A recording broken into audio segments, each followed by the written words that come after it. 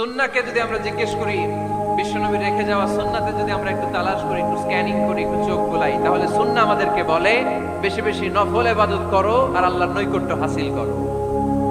সুবহানাল্লাহ বলবেন না? কোরআন বলেছে